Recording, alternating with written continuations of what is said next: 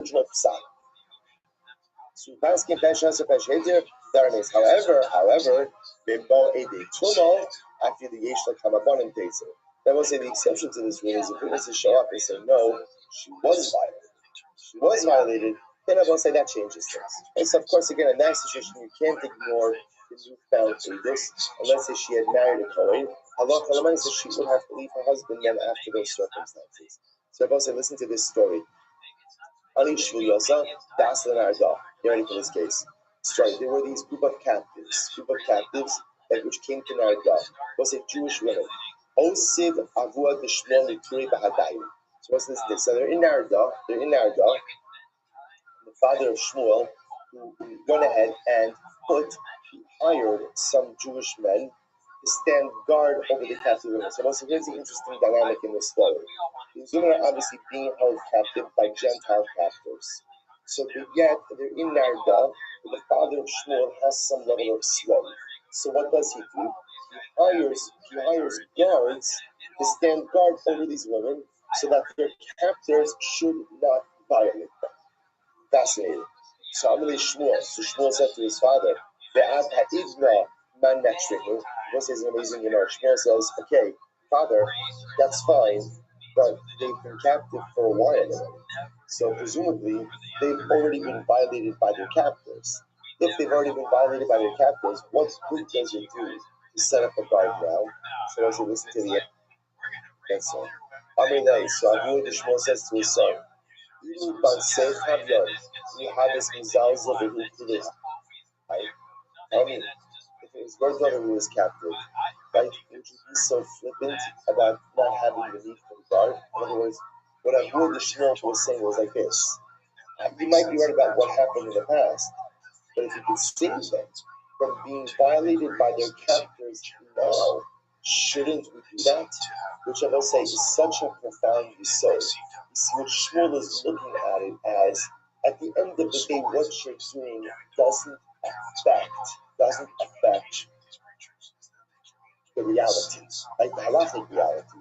And what Shmuel is saying is, just because you can't totally fix something doesn't mean that you shouldn't try to make it a little bit better.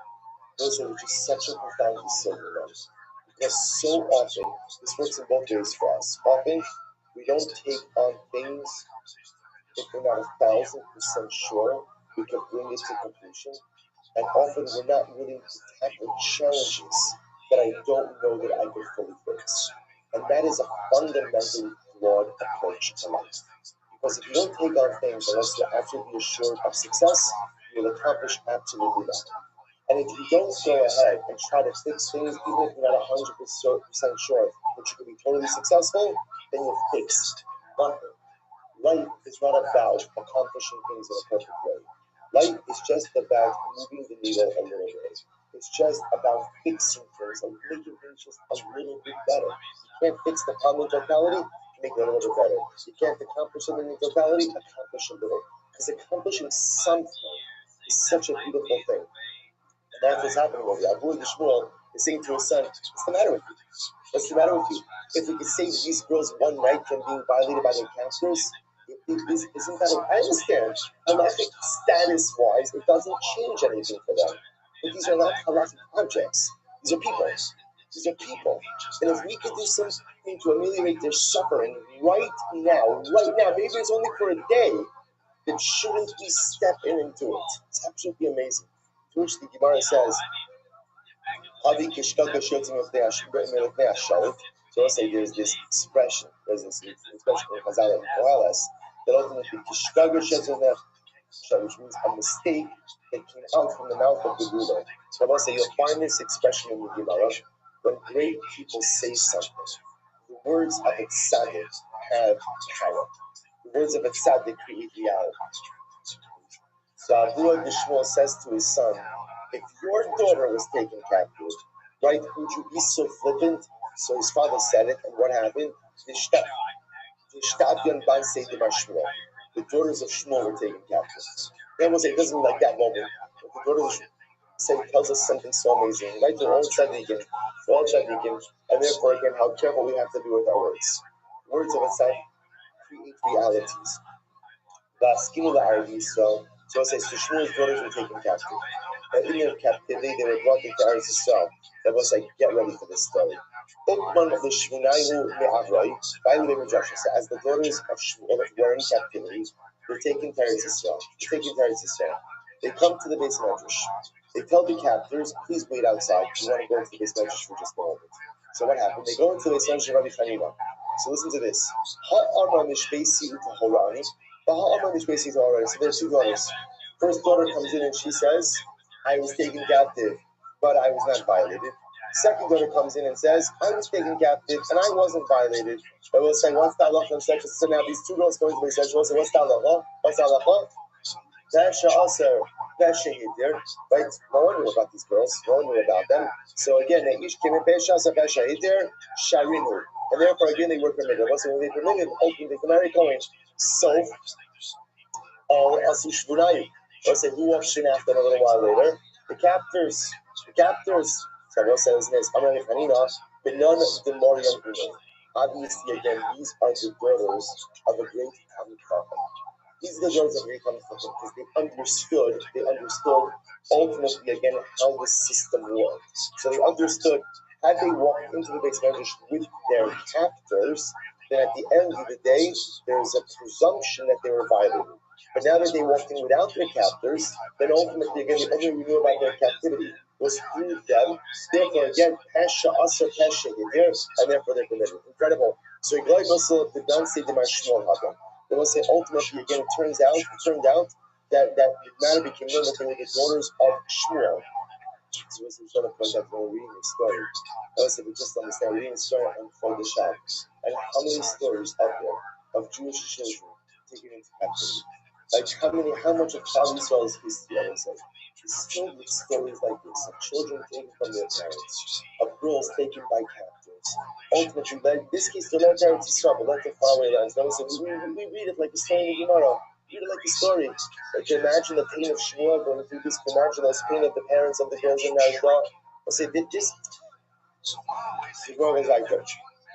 The Gemara says, God was not by Shmuel happened. They were daughters of Shmuel. I don't know the Chanim of Shman Bar Abba. So Chanim said Shman Bar Abba. Book it will call the sake. So apparently Shman Bar Abba is related to Shmuel.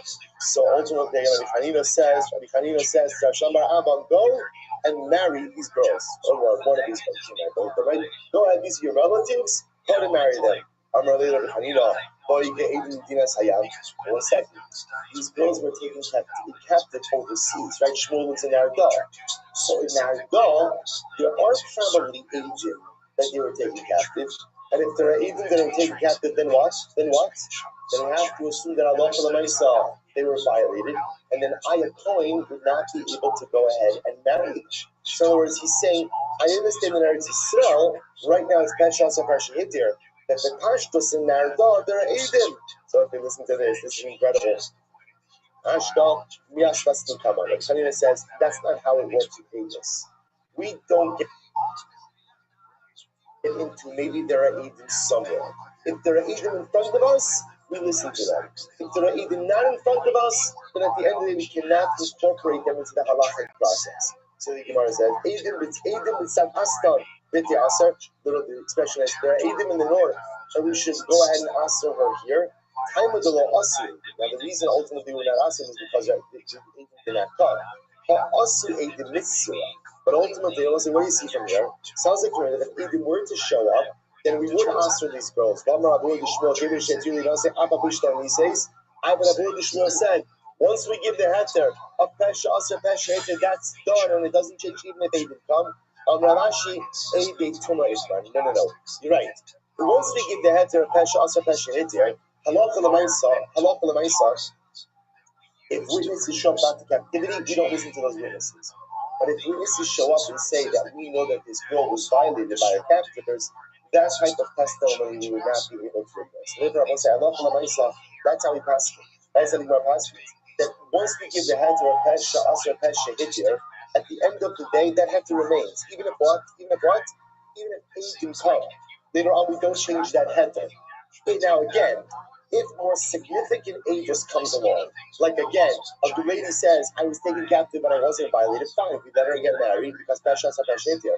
If then later on Eidim come along and say she was violated by her captors, that type of Eidim we cannot ignore. Now we'll say, but another incredible use of this Gemara, which is that what? We don't take into account that there may be Eidim somewhere else. As I will say, in life, you have to focus on what is in front of you. Right? If a person lives life thinking about every single what if, or what if this, what if that, this possibility, that possibility, that leads to analysis paralysis. At the end of the day in life, you have to focus on what you have at hand. You have to focus on the information you have in hand. You have to focus on the opportunities that you have in hand, and maximize the circumstances that are in front of you. Let's say I'm a base Mishnah. Two were taken captive. I mean, this one says I was taken captive, but I'm Tahora. And this one says I was taken captive, but I'm Tahora. They are not believed. I will say Rashi points out to me a very important detail that for some reason they not be able to include. There's Eidos. There's Eidos, right? This is talking about a situation where we have Eidos to the captivity. Okay, so if there's Eidos to the captivity, and there's a presumption that Halacha L'Maisa, a woman in captivity is violated, then Halacha L'Maisa, because there's Eidos, you can't rely on Pasha Asa Pasha here, and therefore again they're not believed. So this is interesting. However, I will say, if let's say again it's Rachel and Leah, and Rachel says Leah was taken captive, but she was not violated, and Leah says Rachel was taken captive, but she was not violated. In that case, Halacha L'Maisa they are believed. And I will say this is going to be because in the case of Shvuya is another captivity is another situation where Chazal were Megal and believed in Eid Echad. So if you can produce an Eid Echad that says you're not violated in captivity, then Allah L'Maisa that is good enough. Says the Yartanah, but Allah says for a bunch of cases, Ani Tmeya B'Chaverasi Ta'ola. If let's say Rachel says, I am Tmeya, both they were taken captive, Rachel and Leah. I am Tmeya, meaning I was violated, but Leah was not. Now Rachel is believed. Next case. We're going to go through I need to know B'Chaverasi Tmeya. Rachel wasn't violated. Leah was. She's not believed. I need a Chavirasi Tmeya. Both I and Leah, both Rachel and Leah, I and Leah are both Tmeya. Ne'emenes al Atzma, ne'emenes al Chaverta. She's believed about herself, not believed about Leah. I need the Chavirasi Tahora. I and Leah are both Tahora. Ne'emenes al Chaverta, ne'emenes al Atzma. So Rachel is believed about Leah, not believed for herself. Okay, so let's analyze these cases. I need to learn the Chavirasi Tmeya. So Maya says, in the case where Rachel says, I was not violated, but Leah was, in an Amenes. So ultimately, again, Rachel is not believed. So, if you dummy, what's the case? If there's no Eidos to the captivity for Rachel, then am I lo mehemna? Then why wouldn't Rachel be believed? Ultimately, we'll say it's a classic case of what? Pasha Asar, Pasha Hitir. Rather, it must be that we're talking about a case where there are witnesses. There are witnesses. If that's the case, so we'll say, and therefore again, that's why Rachel's not going to be believed. If that's the case, the Rachel says both I and Leah were both violated. So Ne'emenes al-Asma, Ne'emenes al-Chaverta, she's believed about herself, but not believed about Leah. Hold on a second. It was like if there was Eidos that they were taken captive by Lomahemna, then why would she not be believed for Leah as well? It was like, the truth is, if there's Eidos, we don't even need Rachel's testimonies, right? The guy named Leah, because it's assumed that Leah was violated. And if she does the Lekka Eidim, that was let's go back and have to assume that this is a case where there's not Eidos. So there's no Eidos from us, like the fact that Rachel and Leah were taken captive. Okay, so let's analyze this. Eva Seifa, Ani the Chavirasi Tahora. So once you look at the Seifa, Rachel says both I and Leah are Tahora. Ne'emenes al Chaverta, ve'ina ne'emenes al Atzma. She's believed for Leah, but not believed by herself. For herself, but why? Ve'ita leka eidim Atzma amay lo mehemna. We'll say again, if it's a case where there's no Eidos, then what? Then when Rachel says, both me and Leah are Tahora, then what should be the halacha? She should be believed for both of them. Because halacha l'maisa, Pesha Asar Pesha for herself, and Eid Echad for Leah. Okay. You're right. It has to be a case where there must be Avis. To which the Gemara says, Reisha v'seifa the mitzi asa deleka Eidim. So Tanya Rabbi said that in the Brisa, in the Mishnah, the Reish and the Seifa is where there are Eidim, and the middle case is where there's no Eidim. Rabbi says, yes, Reisha the Seifa the Eidim mitzi asa deleka Eidim. Reisha and the Seifa do have Eidus, the middle case does not have it. So we'll say that's how Abaye understands the Mishnah. So we'll stop over here for today. We'll pick up with Rav Papas tomorrow about how to understand the various cases. Mishnah will say, Shkoyach. Shkoyach.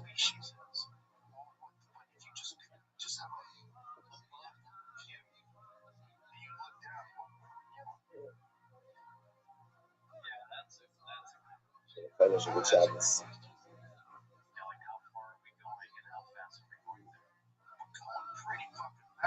All right, have a wonderful day. Rachel, Rainbow, everyone.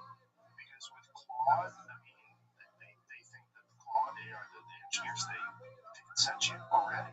Just doesn't have a physical body. Like AI is going to kill us. Everybody agrees that there's no way. I don't think it's going to kill us. You know what I think it's going to do? I think it's going to prevent us from breathing.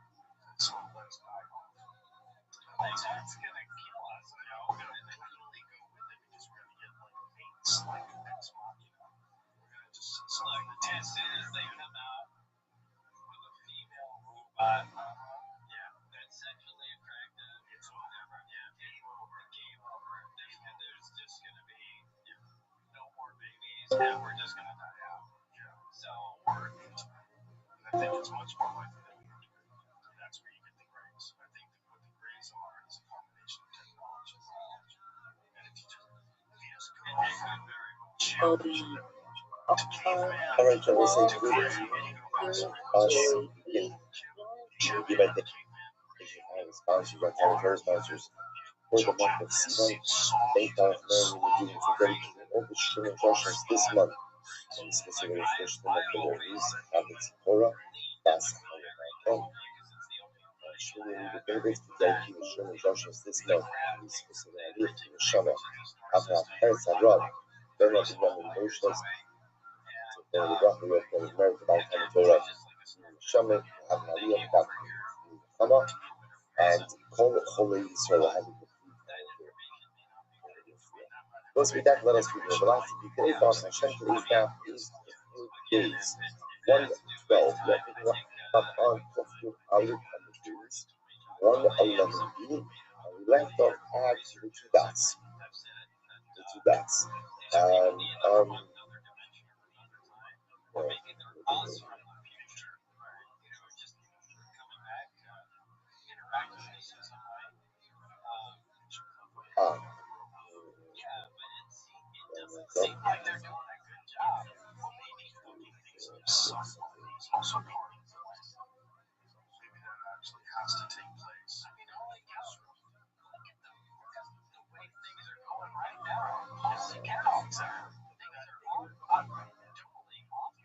Right.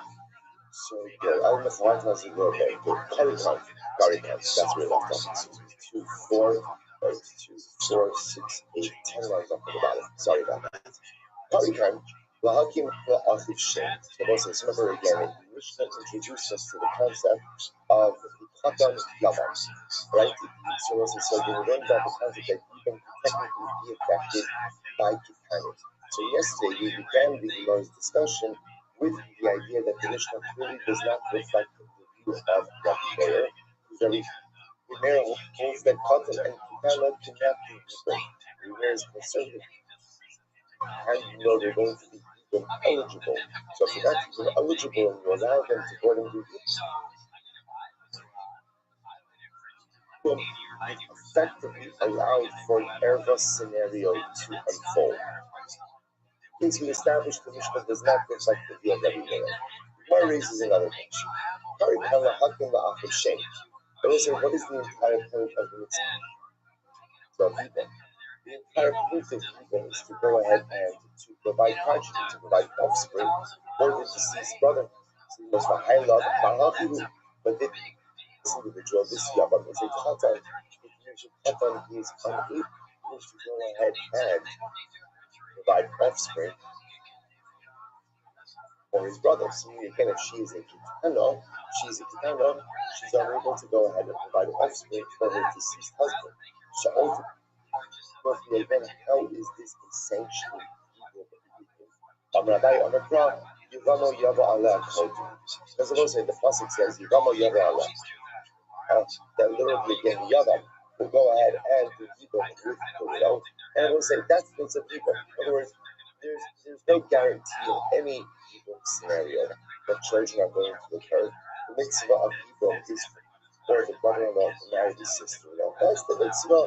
So even if again in this type of situation we know that immediately the union will not produce children, there's still a mitzvah of evil. So Rabbi Rabbi said, Rabbi said that the truth is, either way, even without this, we could have that as the part of the idea. The hashtag asilo, the Lubasa Sharia. So I'll say, Abai says like this, and it's actually a very interesting idea. Abai says, is there anything that Maisa right now is usher, and later on will become mutter? In other words, it doesn't make sense to say that you're going to have an evil scenario where now they can't do evil, but wait a couple of years and they can do evil. The whole Amarav Yudamirav, called Yavama Sha'in Ani Kora Shas Bakili Yavama Yavama, Hari Keish, is actually Shlavanim. The Rosh Hashanah again, this goes back to what we learned before, that when is even eligibility established? When is it established? At the time of death. So the mice again, either you are even eligible at the time of death, or you're not even eligible at the time of death. But there's no such thing as being eligible now and becoming eligible later on. So the Gemara says, I'm sorry, because again, essentially, if you are not even eligible at the time of death, then the mice again, if you're not even eligible, then it's an Isra Erba. Those are the only two options that are available. Either it's evil or it's Erba. So the Gemara says,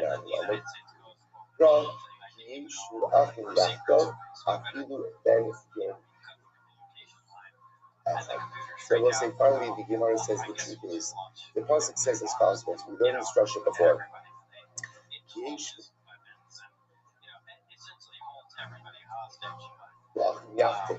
When brothers will dwell with each other, remember again also the Gemara dashes that in order for the mitzvah of to apply, the brothers have to have had been alive at the same time, even if just what for one day. Now the fact that halacha is on the books, that the brothers are literally again just happen to exist in the same world for one day with each other tells us that what? That halacha and maisa, even a minor brother, is going to be subject to the mitzvah of people. So I will say what comes out from here is something very interesting. That halacha and maisa, as much as the mitzvah of people ultimately is to go ahead and have children. But the Maisa, the choice of Yivama Yada Arad, which is neat, that the mitzvah of Yivama applies even in a situation of planning. So again, I will say in a general situation, what we would do is we would wait until the couple reaches the age of majority in order to do something. Right? What the Mishnah is telling you is post facto, if a couple did in fact perform the mitzvah of Yibam, such a Yibam would be halachically valid. So again, if Lachakila this came to us, we would wait. But could you ever, if the Qatar actually affected Yibam, whether with another Kitana or even with a Gedola, ultimately again the Yibam would in fact be affected. The Chiddush is, even though now he's a Qatar maybe unable to have children, or maybe she's a Kitana unable to have children, Yivamo Yavo Allah says, as long as there's two technically eligible people able to affect Ibn, Allah said works. Quite interesting. So the Gemara goes back there. Yivam Bashara B'Sot Shloshim Ish. What's the next part of the Mishnah? Next part of the Mishnah. Yivam Bashara B'Sot Shloshim Ish. What's the number? For again, this was, the Ivana says within 30 days after it occurred, no Nivaldi. My Yavim did not have relations with him. Didn't have relations with me. So the Gemara says, what's the halacha in that case? Confidence or sheyaflotz. We force him to do chalitza. If she comes after 30 days, then halacha l'maisa, we don't force him, but we request of him. Says the Gemara's going on over here. Man kana da'at vasin yomu, mokim inish anafshe. And I'll say, what's the logic? You see, we assume that if halacha l'maisa, she comes within 30 days, it is possible for him to abstain for 30 days. So if she shows up and says within 30 days, she shows up within the first 30 days, but she says he never consummated it. We believe that. We can believe that claim because we assume that a man can live within a same home with a woman for less than 30 days and abstain. So Montana Dal Yomi won't give me a shalach. Who is the opinion that says that until 30 days a person can withhold himself from being intimate with a woman? Rabbi Yochanan Rabbi Meir. This Sanya, Rabbi says, Tainis Pesudin, Koshloshim Divrim Meir. Rabbi Meir says that after a couple gets married, within the first 30 days, a husband could go ahead and show up to Beis Din and say, my wife wasn't a Besuda. She wasn't a Besuda. Rabbi says, what's the impact of saying that she wasn't a Besuda? Rashi says over here, Lahafzik Pesuvasa. This would cause her to lose her ksuva. Rashi says, Kol Shloshim Yom, why 30 days? Yochel Yisrael, Lo Ba'alti Ad Ata. Because again, it's within the realm of normalcy for a man to say, I didn't consummate my marriage within the first 30 days. So up to 30 days, ultimately, then we could believe this claim. However, again, the Gemara says, Rabbi Yossi disagrees. He says, Mistra la'alter, no mistra af la'achar kamashari. Rabbi Yossi says, interestingly enough, it's not a function of time as much as it's a function of the couple being secluded together. Once they're secluded, we assume that there's bia, right? So again, if they're secluded, then ultimately he loses the ability to make the claim. In other words, if they're secluded and then he doesn't make the claim immediately after seclusion, he's no longer believed. If for some reason there was never any need for it, then potentially he can make the claim even what? Even years later. So let's say, but the point of view is Rabbi Meir is the opinion who holds that halacha l'maisa, up to 30 days, a man can be potentially abstinent. After that, we don't believe him. Therefore, again, let's go back to the Mishnah. Therefore, right, Rachel and Shimon do Yibam. Right, Rachel shows up in days in 30 days, and she says the Yavam never consummated Yibam. What's the halacha says the Mishnah? We believe her. We believe her. What's the effect of believing her? We summon Shimon to Beis and we tell Shimon, hey, do chalitza. You never consummated Yibam, so do chalitza. Says the Gemara. Rabbi says, even Rabbi Yossi. How so? I've come up Rabbi Yossi Hassan Alabaru Sasson, the Gisba, because what's Rabbi Yossi? It's interesting. Rabbi Yossi was talking about a case, marriage.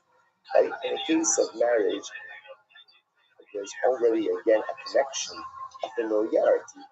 So Rabbi Yossi says the first time they're secluded, we assume that bia occurs because again there's a familiarity one with the other. Aval Isha's Aviv, but when it comes to your brother's wife after days, Mitzvah's buzzes mine. There's a certain element of Mitzvah buzz really means embarrassment. What it means is this might not be whatsoever again a deeper relationship is often one that one is thrown into, of course not of their own choosing.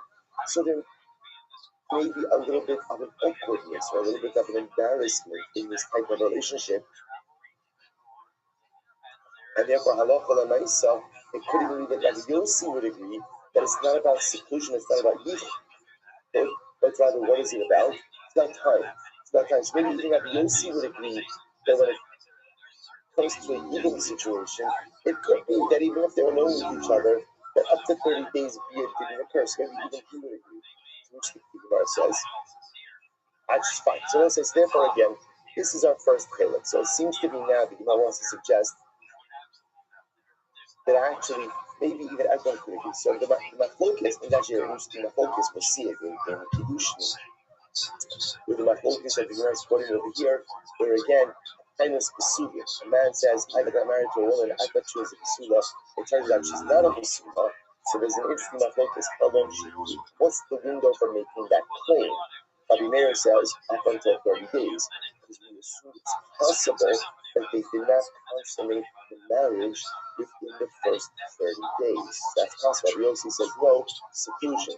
So the Gemara suggesting our Mishnah reflects the view of Rabbi Meir, which the Gemara says even Rabbi Yossi agrees over here. Therefore, what we have in our Mishnah, a woman shows up in Beis Din, Rachel shows up in Beis Din, within 30 days after having done Yibam with her brother-in-law Shimon. She says Yibam has never been consummated. What's Beis Din's reaction to that? What's their reaction? You believe her. And therefore, summon Shimon, you didn't consummate, do Chalitza. Which the Gemara says, on one side, so why did they just force him to do Chalitza? Why not force him to do Yibam? In other words, why not go to someone into basement and say, hey, Shimon, you heard you didn't do Yibam. Let's go. Right? Do Yibam, in other words, the Mishnah sounds like over here there's only one option. And the only option is to do Chalitza. But the truth is, if you know that he hasn't consummated Yibam, there are still two options on the table. Right? What are the two options? What are the options? Yibam or Chalitza. So in other words, why only force him to go and do Chalitza? In other words, what we should do is summon him to Beis Din and say, hey, Shimon, get your act together. You have to do one thing or the other, right? Yibam or Chalitza. Why are you only putting Chalitza on the table? It's very interesting. Let's here we go. This is what I mentioned yesterday. Rashi spoiled it a little bit. Rashi gave us this information. Oh, Rav, okay. Rabbi say she's showing up in Beis Din. And halacha l'maisa, she comes with a get in her hand. Okay. So now here's what's happening over here. So she's showing up in Beis Din within 30 days. She's saying, my husband never consummated Yibam. Or I should say, my husband, right? Shimon, my brother-in-law never consummated Yibam. And he gave me a get. She's claiming it's a get without bia. He's claiming that what? There was bia, and here's the get. So the Gemara says, so Meisvei, so that's what's happening right here. So in a case like that, so now, if you bring this all together, when she shows up in Beis Din with this get, and she's claiming, he just gave me a get, which you also know what's the impact of a get. But I say Yavam gives Yavama a get before people as Khalid says you perform. What's the effect of the get? Right? It shuts down the ability for Yibum, but still requires Chalitza. So she says, I have a get that essentially shuts the door on Yibum, which is fine, but I still need Chalitza. He's claiming you don't need Chalitza. We had Bia. So ultimately, again, we had Bia. We consummate the relationship, and here's your get. You're good to go. That's the machlokes. So now the Mishnah says within 30 days we believe her claim, because we assume that it's possible that Bia didn't occur, that this was just a get to preclude the possibility of Yibam. We summon him to Beis Din and he's got to do Chalitza. So basically, where is the kasha? Yibam Hashem says Shloshim Yom Levarki. If Yibam says within 30 days, there was no Bia. He never consummated Yibam. Bein Shu Omer Ba'alti. Bein Shu Omer Lo Ba'alti. Kolfin also Shiyach Lotzah. So we're saying it's very interesting. Within 30 days, we believe her. In other words, if she says Bia did not occur, we believe that claim. And therefore, we summon him to Beis Din and we force him to do Chalitza. I will say, by the way, I'm sorry, I didn't understand. Now you also understand why, according to the Mishnah, see, remember what the Gemara's question is. The Gemara says, well, if they're summoning him to Beis Din for 30 days, why do you just force him to do Chalitza? Because you need them as well. Now we understand why isn't Yibam an option. I was saying, why isn't Yibam an option? Because there's a get. Right, correct. because there's a get. So now I understand the only option on the table now is chalitza. So we'll say therefore the Bashar Laisa. So again, she shows up in days within 30 days and she says we never had relations. Whether he says we did or he says we didn't, both of also sheyachot stuff. We force him to do chalitza. The after shloshim yom. Now if it's after 30 days, mevakshin hemeno sheyachot stuff. We ask him to do chalitza. Now we'll say what changes within 30 days after 30 days? See, after 30 days, we find it highly improbable that a couple lives together and then marry. We find it highly improbable. So therefore, let's say she's showing up, it's 35 days, right? It's 40 days since they were supposed to have done evil. She shows up in Beis Din, we never consummated the human relationship. He says, yes, we did. She has a get. Now, I will say, the truth is, in that case, we're more inclined to believe him than to believe her, just because of human nature. But nevertheless, we ask him to perform things. We can't compel him because the Metzius is such that we assume that it did occur. But for myself, we ask him to do it. Be a good guy. Be right. You gave her again another. Remember, I will say, in this case, either way, he doesn't want to be married to her, right? Because he's claiming there was bia and then again. So we ask him, okay, fine. So no skin off your back, just do chalitza. So we can't force him, because again, human nature is on his side. But Lamaisa, we ask him to go ahead and perform chalitza. Good. So it says the here we go. What about this case? She says there was bia. This is the reverse case now. She says there was bia. He says there was no bia. Hariza Yotzi begat. I will say in this case, ultimately again, he needs to give her a get. Whoever the Alti, the Omeres is loaded Alti. He says there was relations. She says there was no relations. Even if he recants, he says, you know what? Sorry, made a mistake. Wrong woman. Right, there was no bia. Nevertheless, tzricha get the chalitza. Ultimately, again, she requires get and chalitza. So I will say, so this conflicts what we were saying before. Krishna Gemara says, no, I'm Rabbi Ami, tzricha chalitza im gita. Then I will say, how are Mishnah saying the same thing? That halacha lamaisa, even though so most of the previous prices sounds like that potentially there was a case where all she needs is a get. The Gemara says, no. Our Mishnahs also highlighting the same idea. Whenever we talk about again that she needs chalitza, it's always chalitza with the get. In other words, I will say the get, the chalitza that we're talking about is accompanying get. The case in our Mishnah, I will say, remember again, this is the novelty that you would not have seen from reading Mishnah. The case in our Mishnah is where she is showing up in Beis Din. And what does she have in her hand? She has a get. Now, we'll say, what's the machlokas between Shimon and Rachel in this case? What's the machlokas? The machlokas is the nature of that get. You see, Rachel's claiming, what's the nature of the get? The get is there because he gave me the get as a display that he does not want to perform Yibam with me. So now, okay, the door to Yibam is closed, but I still need chalitza. He's claiming, what's the nature of the get? We consummated the relationship. She was my wife. I gave her a bona fide get. Like, this is her get. She's a divorcee. There's nothing more to talk about. So Rabbi says, so again, the Gemara says here, let's go by there. The Rashi says, Hasan get lezei kasal, Hacha get lebi asal. Ultimately, also the Gemara says, it also serves two purposes. She's claiming over here that when she shows up, the get that she received was a get that severed the zika.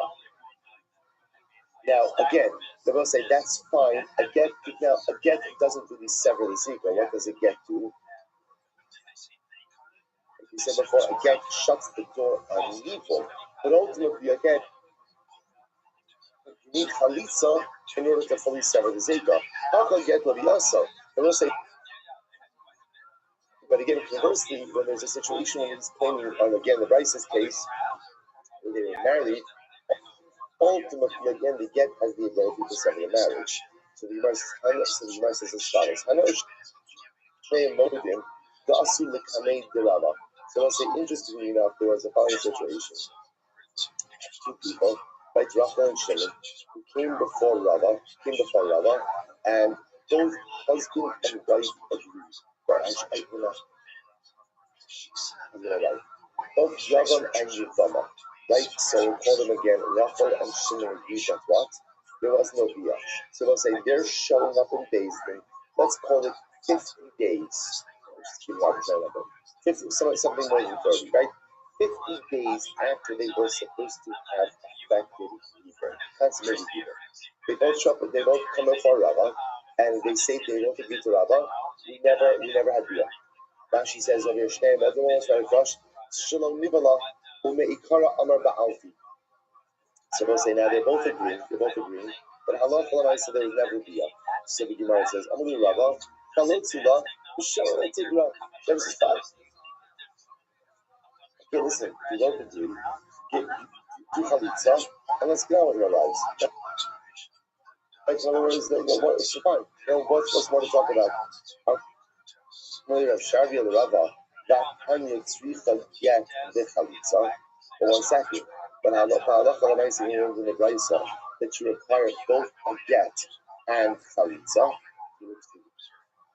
The Brisa says, Tanya. So Travis says, okay, if that's what the Brisa says, I stand corrected. So the Gemara is like, the Rami made home, Big Rab Nachman, Sarah Samahu. Which is interesting. What about in this kind of case about a co-wife?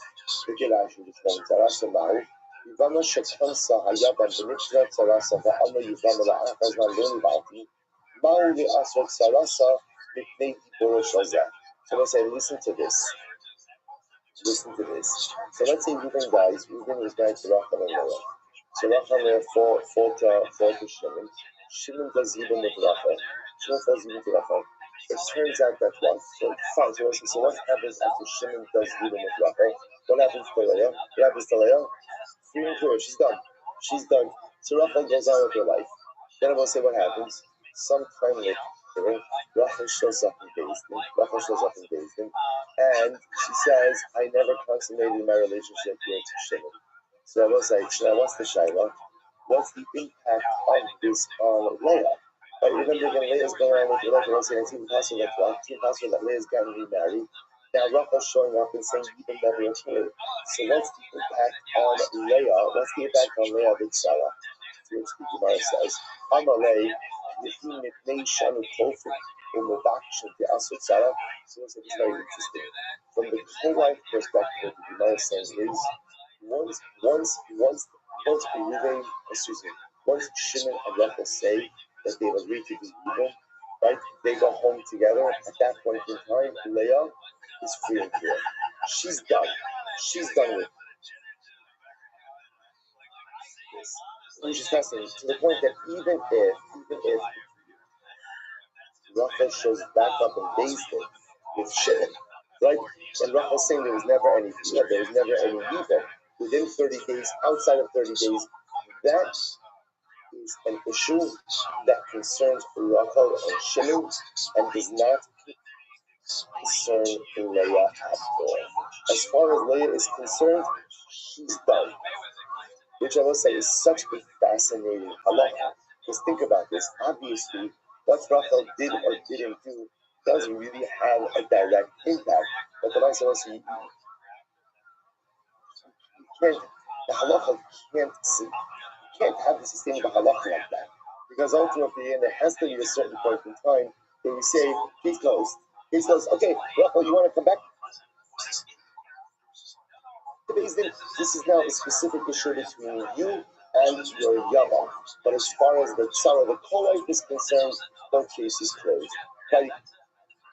Incredible. So I'll just point out over here. So this is how the Rambam asking. The Rambam says, this is in reference even the Chalitza kind of case, halacha, hey, Yivama shenes yad ma ba'amar v'sol 30 yom lo nidalti, va'apapi shu omer ba'alti v'gersha, Hofin also sheyachlo tzchol b'kiven the get. So I want to say the halacha is that if she shows up, I'll just say this outside.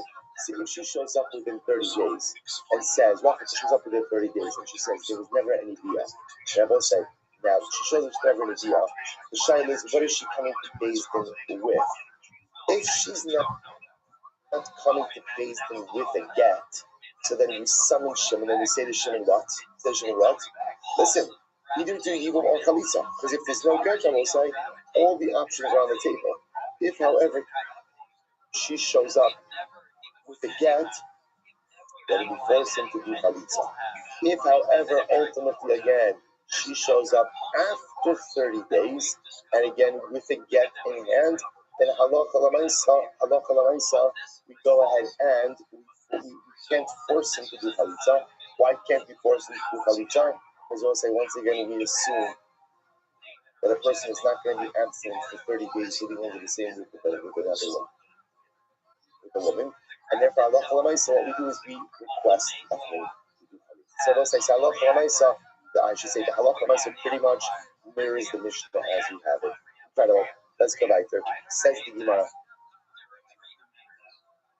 I know Deres Hanas. So I say remember again, the Mishnah's last piece, an interesting one, was a woman who makes a neder, makes a vow, precluding herself from getting benefit from her brother-in-law. So I will say, so now of course the interesting point is going to be what's the impact of that neder upon evil? Right? So the Mishnah made an interesting distinction. What was the interesting distinction of Mishnah? If she made the neder while her husband was still alive, then ultimately what? The neder stands. The neder stands. I will say the neder stands to the point that halacha l'maisa. So let's just to play this out. So Rachel's married to Reuben. What the Reuben is like, Rachel says, I don't like my brother-in-law, whatever the reason is. I make a neder precluding myself from getting any benefit from it. 3 weeks later, right, Reuben dies. She falls to evil before Shimon. The Mishnah says we force Shimon to do chalitza. Force him to do chalitza. Now listen, now remember again, if she made the neder after her husband died, then what? Then we request of Shimon to do chalitza. However, the Mishnah's last case was, if it's clear that she had kavanah to make a neder, so as to circumvent any possibility of evil, in that situation, I will say, we request of the Yavam to do chalitza, but we don't force it. So says the Gemara Tran Hasan. This is very interesting. That is Shona Hay Omen Shalosh Nashim Yotzos, the note was Suba. There was used to be that this originally we said there are 3 women who ultimately have to leave a marriage, but even though they have to leave, they leave with their 2. For these 3 women, listen to this. So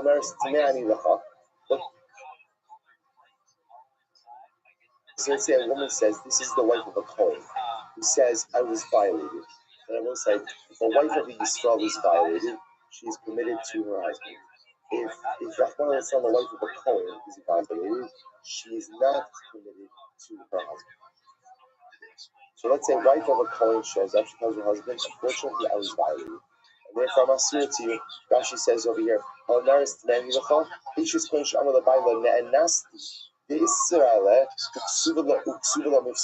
we'll say, so she says, ultimately I was violated. Or Hashamayim Beini Lebeinecha. So we'll say, so literally again, the heavens are between me and you. So we'll say, this is actually interesting. Rashi says, what does this mean? Hashamayim Beeinecha. Rather, if you had to look, She'imcha Niskak Likidech B'nei Adam, Ve'im Ish Eloh Hiach Ben Shemonu. She says to her husband, only God knows that you are not intimate with me. So she's proving over here that her husband does not fulfill his conjugal obligations. Right? He does not fulfill his intimacy obligations. So she's making a claim against him. That wasn't obviously a claim like that is pretty difficult to support him. Right? So that's why she's going to say again, a Kodesh Baruch Hu knows that you're not intimate with me. Or Mitula Ani Mina Yehudim. So what does this mean? Rashi says Mitula Ani Mina Yehudim. What it means on the move from the Jews. Rashi says Nadra Hi Shemoti Yehudim. Says I will not have any relations with any Jews. mida asra nafsha kli ama shmamina tashmish kashala. The say, so I will say now we assume that if a woman makes that type of neder, but I don't see that relations perhaps are painful for her, and therefore she's unable to be intimate. So obviously she's making that neder that impacts her husband as well. So it's like these are three cases where ultimately again either a wife of a coin is claiming I was violated, or she's claiming you're not intimate with me, or Allah she needs to prohibiting herself from any Jew.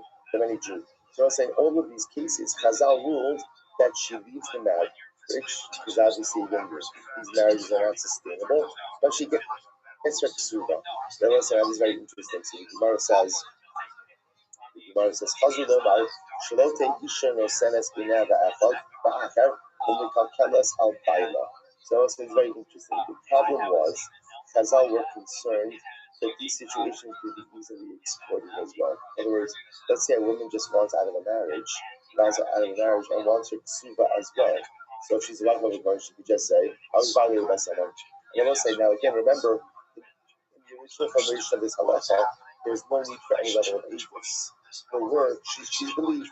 So she says again, I was violated. Okay, she says, you're never intimate with me. Okay, like I said, no burden of proof. Or ultimately, again, she makes a neder. So Chazal were concerned about the possible exploitation of these halachas. So rather, again, halacha was reformed. Ella, ha'omeris tinani lecha, tabi ra'elik bara. So let's say if a woman says she was violated, she has to bring some level of proof. In other words, let's say it doesn't mean that she has to, it doesn't mean that she has to be pleaded to this, but there has to be at least some level of evidence to this particular claim. So the Gemara says, right, if she comes to Beis Din and she says to Beis Din, my husband is not intimate with me, so I will say Beis Din will encourage the husband to divorce his wife. They can't compel him. Why can't they compel him? Because we'll say there's no proof that what she's saying is accurate. She's making a claim, and Beis Din will say to the husband, listen, dear guy, if you're not fulfilling a basic intimate need for your wife, why are you still married to her?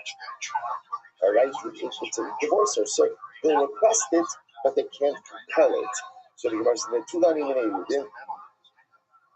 if she makes a neder and she says, I'm removed from all Jews, although he should annul his portion of that neder, and he's permitted to be intimate with her, and ultimately she remains usher to everyone else, which I will say is not really a big deal. That's really like everybody else. Because when I say, well, she's a married woman anyway. Were she to get divorced, so how does it good? She might have a problem with that matter. So let's say it's a different Chazal reforged those three halachas. See, by the way, so let's play this out for just a moment. So right, Rachel's married to Reuben. Rachel makes a neder. The neder is Metula Animev, I removed from all Jews, which again is a neder precluding her ability to be intimate with any Jewish man. So what's the halacha? We say a husband has the ability to annul his portion of that neder.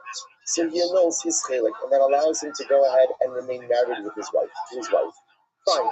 Now what happens to Moshe? Reuben dies. Rachel falls to Yibum to Shimon. So we'll say, what's the shaila? Can she do Yibum with Shimon, knowing that she has this neder? What do we do if she has this neder?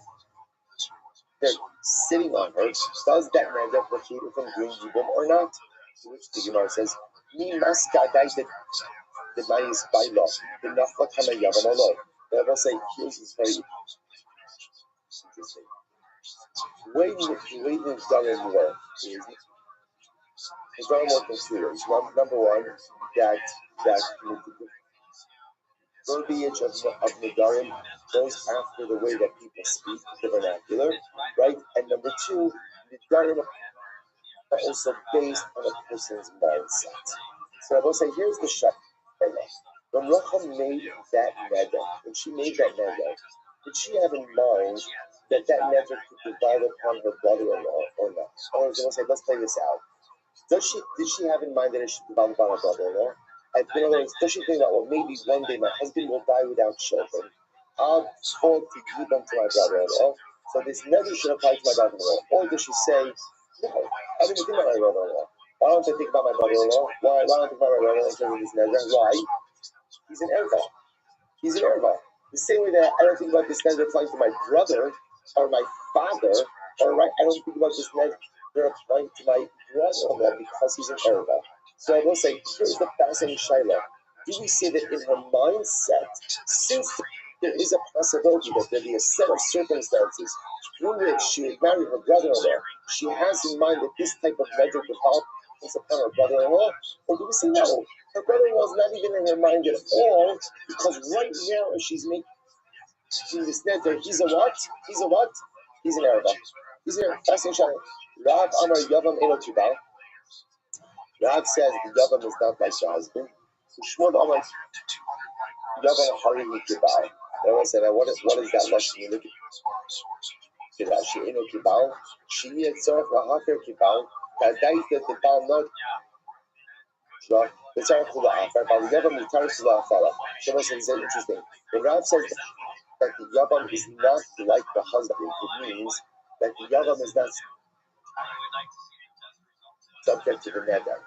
She never had the Yavam in mind when she made this neder. Because a woman doesn't think about the possibility of her husband dying without children, and therefore, again, she might fall to Yibam to her brother-in-law. And therefore, again, Rav says, Yavam is not included in the neder. She never had him in mind when making the neder. Shmuel says, no, the Yavam is just like the husband, i.e., he was in her mindset when making the neder. Abai says, Abai says, Abai says, it would appear that Allah really follows Rav. But then the Yavam is not included in the neder. Why? Islam, Hanodaras Hanoam Yibam B'Chayi Ba'ila. Because we're learning our Mishnah. If a woman makes a neder not to get Hana from her brother-in-law, if she made the neder during the lifetime of her husband, often also she afloats. When the husband dies, she's now assured to her brother-in-law. We forced the Yavam to become Isa. When Isa, the Maska Adaite, now I will say that at the end of the day, that Allah again, she has in mind in other days, ultimately, again, we shouldn't say, so now, if it's true that ultimately, again, she has this in mind, then ultimately, in other words, if we say that even when she makes the neder during her husband's lifetime, that she has in mind her the Yavam, then what I will say, then this is a neder targeted to avoid people. Anytime we have a neder targeted to avoid people, what does the Mishnah say? We don't force the Yavam to do chalitza. What do? We ask him to do chalitza. If that's the case that she has in mind her brother-in-law, then even when she made the neder during the lifetime of her husband, we can't force the Yavam, but rather what? We should ask him. I'm asking him what's the case. The Isha Sheyesh Labaner. Ultimately, so in the case of a woman who has children, the will say she has children. So she's not thinking about the possibility of people. Right? So therefore again, halacha is no, there could be even. Why? Because first of all, they could be her children, not his children. And you can also have a scenario where remember, even if there are children, if the children predecease, right, the husband, right, and then he dies, there could be an obligation of Yibam. But Pasha should be just in the case of where it's her children, and not his children. So in that case, you want to say, she's not thinking about Yibam. So because she's not thinking about Yibam, she made the neder during her husband's lifetime, and therefore, the so we assume that she just didn't have in mind the Yavam. To which the Gemara says, about Labanim and Nai, of Lamaisa, she didn't have children, the Pasha, she will be thinking about the Yavam. If that's the case, the Rakshit, that I've also that would be a case where Halakha Lamaisa, even if she made the neder during the lifetime of her husband, if she doesn't have children, based on what you just said, it should be that she has in mind for Yavam as well. In which case, again, that is a neder targeted to avoid people. And anytime she makes a neder to avoid evil, we don't force the other to be. So we ask him, therefore, if that's the case, Adekani in Miskadna Lakah, after the Bechaye Baila, מבקשים ממנה שיחלוץ, לפלוט ולסנה בליגל. But also we should splice that case. When is this so ultimately again that if she made the neder during the lifetime of her husband, that we force the Yabam to go out and do Chalitza, is she Shlabanim? That's if she has children. About Ingabanim, but if she doesn't have children, ultimately what? We should only request of the other, because in that case I'd have to be concerned that she had explicit intent to fulfill evil. Alishman, no, Loshna Yish Labanim, Loshna In Labanim, Kofin also Kirab, Shmanina. Rather, I will say, this is very interesting. From the Mishnah, I will say, from the fact that the Mishnah says that if a woman makes a neder during the lifetime of her husband, not to get benefit from her brother-in-law, right? That's her neder, right? Reuben is alive and well. Rachel makes a neder. I preclude myself from getting any benefit from Shimon. So we'll say, what's the halacha? What's the halacha? Then Reuben dies, no children, right? Rachel falls to Yibam to Shimon. What's the halacha? He forced Shimon to do chalitza. Then we'll say, the fact that he forced Shimon to do chalitza means that when a woman makes a neder during the lifetime of her husband, she's not thinking about evil. She's not thinking about evil. Right? Halacha, and in fact, the Mishnah makes some distinction. She did have children, didn't have children, indicates to us that during the lifetime of her husband, she's not focused on the possibility of evil. And I'll say this reflects the position of Rad. Let's go back. Let's just bring this all together. When a woman makes, remember again, let's go back. A woman makes a neder. What's the neder? The Tula Anim and Ayehudim. She goes ahead and she says, I'm removed from the Jewish people. So remember again, we'll say, what do we do with that neder? You tell husband, be nature and know you're part of that neder, and you can go ahead and continue to live with your life. Halacha l'maisa, after that, what happens? Reuben dies. She falls to Yibum to Shimon. Shall we say, what's the shaila? What's the shaila? Does the neder preclude her from going ahead and doing evil? So we say, what's the fundamental shaila? When she made this neder, did she have in mind the possibility of evil? Rav says no, Shmuel says yes. And the most it turns out we constantly like Rav. We assume that a woman during the course of marriage is not really thinking about evil. So that's why when she makes the neder, Netula Ani Mina Yehudim, she never had in mind for her brother-in-law. Because her brother-in-law is an Arab anyway, and she never had in mind about the possibility of Yibam down the road. Therefore, when her husband dies and she goes to Yibam to Shimon, she's totally committed to do Yibam to Shimon. Similarly, you want to say that's our Mishnah. That's why Halacha L'maisa, when she's married to Reuben, she gets into a fight with her brother-in-law. She just doesn't like her brother-in-law. Or for whatever reason, she just feels like making a neder. Rachel says, Shimon, I'm not getting any benefit from you. But we'll say, we do not look at that neder as a premeditated attempt to avoid evil. Right? We just look at it as a neder to preclude benefit from her brother-in-law. Why? Because the female says we assume that a woman does not take proactive measures, but does not even really think about the possibility of evil whilst still married to her husband. Good, I will say, Hadranallah, Beishamai, Mazel Tov. Mazel Tov, Mazel Tov. Alright, there was some very interesting cases here. Here we go. Cherish. Shenasa Pikachas. So we'll say this is a Cherish, a deaf mute, who marries a normal woman. Normal woman, Upikea Shenasa Chalash. Yes, and a Pikea, right, a normal guy who marries a Chalash. Yes.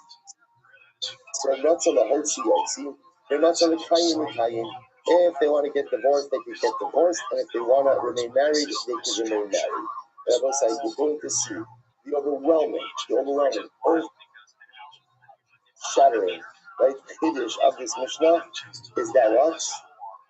A Cheresh can get married. Our whole life also we've been conditioned to think the Cheresh Shota B'Katan Lach Das. If you lack das, then what can't you affect? Marriage. Marriage is transactional. It's not very romantic, right?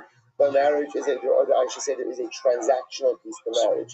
So we're going to see over here, again, the Gemara is going to ask, we're going to go through a whole bunch of cases. The Gemara is going to say, wait, one second, marriage can get married. So again, you didn't miss anything, right? It's just that the Mishnah presupposes that a Cherish can get married. The Gemara is going to ask where we know that from. But again, let's go through all the cases. So they'll say, Kishem should kones Bermiza, Kakumosi Bermiza. So the Gemara says, Mishnah, by the way, how does a Cherish get married? Because if a person is deaf and mute, but also again, if you know how do you get married, you take an item of value, you go over to a woman, right? You say, I asked Mishnah Kesha Stri, Titabas, Yukidas Moshe Israel. Hopefully she doesn't say, right? And I was say, so right, she accepts, right? That's Kiddushin. So it requires Amira, it requires speech, and it requires Das. So a Cheresh, even if a Cheresh has some level of Das, as we're going to talk about, he doesn't have either. So how does he affect Kiddushin? Remiza. Right? Remiza literally means signaling, right? So we'll see. Rashi says over here, Kishem Shekonis Beremiza, Matam Ramakrome Kiddushin Kaker, Shemachem Dikieta Karashas Beremiza, Karash Ramas Be'etzpa Akshne Stratislo, Beremiza Matzalzi. And they say the way of Cherish, the way Kiddushin and Gerushin is affected with a Cherish is through Remiza, through signaling, signing. Again, I will say we'll get into it, but that's what Gemara says. So Pikach should also Pikach. Similarly again for Pikach, marries a Pikach. And so I will say, this is just a regular case. Ruben marries Rachel. Most of all, no even here over here. These regular marriage cases. Right, so Pikach, right? So Ruben marries Rachel, and they're both typical regular people. And what happens? Then is Harsha. Now Rachel becomes a Cherish. Imrotza Yotzi, Imrotza Yikayin. So ultimately, again, if Ruben wants to remain married, if we may marry her, if he wants to divorce her, he can divorce her. I will say we're going to see why he divorce her if she is a Harashas. Because let's remember again, technically speaking, Gerushin doesn't really require the consent of the Das of the woman. Salah Kalamaisa, okay, we'll see all of this in greater depth, but even if she becomes a Harashas, he could divorce her. So the Gemara from Yikayin. The start is the Yotzi. If she becomes a Shota, right, if she goes insane, then he cannot divorce her. Now, let's say, we'll see why that is. We'll see why that distinction. This Charishu only Shtata, they will say, let's say again, Ruben marries Rachel. At the time of marriage, he's totally normal. Then he becomes a Cherish, or he becomes a Shota, Eino Motzi Ulamas. Then I will say, he can never divorce her. Now again, why can't he divorce her? Because Gerushin requires Das, he doesn't have Das. Then I'll say, I just want to point out over here, you'll see how the Mishnah seemingly like flip-flops a little bit. Does a Cherish have Das? A Cherish not have Das? If we know for a Cherish, we need to say again, we're getting to all of this. Oh, you're going to if they maha Isha Shenes Harsha Yotza, that Isha Shenes Harsha Yotza, why is it that if the wife becomes a Cherish, the couple can get divorced? But if the husband becomes a Cherish, the couple can't get divorced. I mean, they said, very simple. As well as you can't compare the two cases. A woman could get divorced whether she consents or doesn't consent. A man could only divorce a woman with literally with consent. What it means is with full and complete das. Hence the distinction. What's this today's case? So we're going to do this very following case. A Chareshes was married off by her father. So let's remember again. What happens when a father, what happens when a father marries off his daughter? Right, biblical marriage. I will say, here's the incredible case. What's the nature of when a Chareshes, if you have a minor Chareshes? Right, the Chareshes Ketana, his father marries off. What's the nature of that marriage? it's still Kiddushay Daraisa, even though she's a fresh Bible say, because then again, Kiddushay Kitana never needs the gas of the girl. Right? Remember again, that's the whole thought. The father has the ability to marry her off to whoever the father wants. And again, the Gemara said, the Gemara gives an Eitzah, right, to the father, don't marry the girl. We saw this actually also 2 days ago. Don't marry the Kitana off to someone she has already married to. But the nice of the technical right is he has the ability to marry off even without her das. So the Gemara listen to this. So she notes it to get. Ultimately, again, she has the ability to go ahead and get the word for the get. And I will say, why is that? Rashi says, who receives her get? Her father. Assuming that the husband wants to divorce her while she's still a Ketana, ultimately, again, he could divorce her by giving her father the get. Then she becomes. Because if you go about that's a different story. Anulo, Absu, Yoseba. They said to him, even in this case, of the Kafash Sheneskash, ultimately again is like that case as well. We'll see what that statement means. We'll say, let's get back now to Yibam. Right, here we go. Beis Achim Charshin, the source of Beis Achayos Halashos. 2 Cherish brothers married to 2 Cherish sisters. Or the Shtei Achayos Bikos, or 2 Cherish brothers married to 2 regular women. Right, two sisters, all cases of other sisters. Right, 2 sisters are typical. All the Shtei Achayos, or 2 sisters, Achas Chareshes, the Achas Bikafas. One is a Chareshes, and one is a Bikafas. Or Beis Achayos Charshos, the source the Shnei Achim Bikos.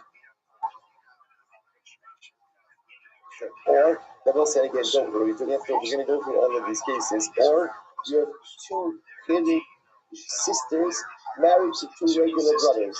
Or, the Shnei Achim Charshin, or 2 Cherish sisters married to 2 Cherish brothers. Or, the Shnei Achim, or to 2 brothers. Echad Cherish, the Echad Pikeach, one is a Cherish, one is a Pikeach. Are they elu, the Turos min Chalitza, or min Hayiben?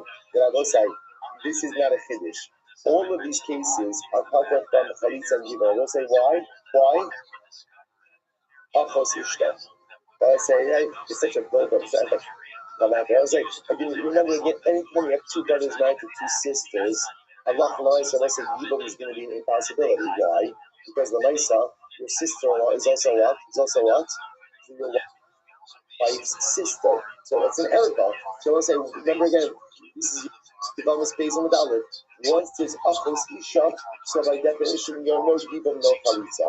In Hayu Nochios, then I will say, what if the 2 wives in question were not related? Then you have no seed to marry. Then not in the whole sealed here. Ultimately, if you want to divorce, then you can then divorce. In order to get Yiben, ultimately, again, then if you want to divorce, you can divorce. Shnei Achim, again, I will say, we're going to go through all of these cases. Shnei 2 brothers. One is a Pirish, one is a Bikiyah. You soon the Shtei Achayos Bikos, that are married to 2 typical sisters, 2 regular sisters, Mace Pirish, Bala Bikafas. But ultimately, again, the Pirish brother, married to the regular woman dies. Maya said to Bikiyah, Bala Bikafas. What should the other brothers also Bikiyah, married to a regular woman do? They say Mishama Chatzisha. They don't say this either. So why? Because it's his sister's wife. I'm sorry, his wife's sister. Mace Pikeh, Bala Bikafas, Mayasa, Elish Bal Bikafas. Also, let's say here's what's interesting. What happens if the Bikeh brother, who is married to the Bikafas, dies? And I'm going to say, here's the problem. Now, the Elish brother, who's married to the Bikafas, he only has a Dirabana marriage to his wife because he's a Elish. So he has a Dirabana marriage. So let's say, now what's the problem? He has a Dirabana marriage and what? A biblical Yiben. So what does he do? Unless you've seen this case already. Mostly Ishto Beget, the Ashes Akiras for the Oilet. So let's say he divorces his wife with Beget, and then ultimately, again, here's the problem. The Yabama is going to be assured to him anyway, because Allah, again, she is the sister of his wife. Again, we'll get into all of these cases. Shnei Achim Bivchem, two regular brothers married to two sisters. Achos Chareshes v'Achos Bikachos. One is a Chirish, one is a Bikachos. What happened? Meis Bikach Bal Charesh. Shas Mayasa Bikeach Bal Bikachos. So if the husband married to the Chareshes dies, ultimately, again, what should the Bikeach husband, the husband of the Bikachos do? Takes Misham Achos Isha. No, even ultimately, because it's his wife's sister. Meis Bikeach Bal Bikachos. Mayasa Bikeach Bal Chareshes. But if the Bikeach brother married to the Bikachos dies, what should the Bikeach brother married to the Chareshes do? Motzias Ishto beget. He divorces his wife. Because once more again, it's anything you have these clashes between rabbinic marriage and biblical evil. So he divorces his wife at beget. There's Eishes Achim Bechalitza, and he does Chalitza with his wife. Shnei Achim Echad Chirish ve'Echad Bikeach. Two brothers. One is a Chirish, one is a Bikeach. Nisuin Shtei Achayos, married to two sisters. Achos Chareshes va'Achos Bikachos. One is a Chirish and one is a Bikachos. Meis Chirish ba Chareshes. If the Chirish married to the Chareshes dies, Ma Ya'aseh Bikeach ba Bikachos. What should the normal brother married to the normal woman do? They say we should opposite easy. Your sister's wife's sister, and therefore nothing. She leaves. Meis Bikeach ba Bikachos. Because my Yasa Herish Bachareshes, or else what if the Bikach married to the Bikachas dies? Now again, on this, you have a biblical Yidden holding to a brother only married in a rabbinic marriage. Motzias Ishto beget, he divorces his wife. The Ishas Achim Asura Odom. And ultimately, again, his brother's wife is Asur Tim forever. Shnei Achim Echad Herish ve'Echad Bikeach. We see in the Shnei Achilles.